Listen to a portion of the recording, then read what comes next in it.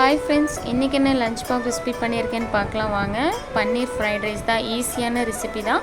தேவையான பொருள் carrot, beans, குடமிளகா, பட்டாணி, இஞ்சி பூண்டு பேஸ்ட், பன்னீர் எடுத்துக்கோங்க. ஒரு பேன் எடுத்துகிட்டு ஆயில் ஊற்றிட்டு பன்னீர் க்யூப்ஸ் அதில் போட்டு 10 மினிட்ஸ் இந்த மாதிரி ஃப்ரை பண்ணிங்கன்னா இந்த மாதிரி வந்துடும். நம்ம ஒரு பேனில் எடுத்து வச்சுக்கலாம்.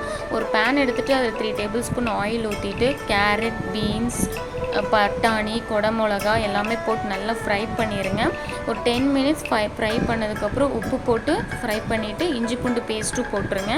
இஞ்சி பூண்டு பேஸ்ட்டு போட்டு நல்லா ஃப்ரை பண்ணிவிட்டு சோயா சாஸ் 2 ஸ்பூன் ஊற்றிடுங்க. சோயா சாஸ் நல்லா ஃப்ரை பண்ணதுக்கப்புறம் காரத்துக்கு சில்லி பவுடர் அப்புறம் கரம் மசாலா 1 ஸ்பூன் போட்டு நல்லா ஃப்ரை பண்ணிவிட்டு நம்ம சாப்பாடு எடுத்து நல்லா மிக்ஸ் பண்ணிடுங்க. மிக்ஸ் பண்ணதுக்கப்புறம் ஃபைனலாக நம்ம பன்னீர் க்யூப்ஸ் எடுத்து நம்ம ஃப்ரை பண்ணிக்கலாம்.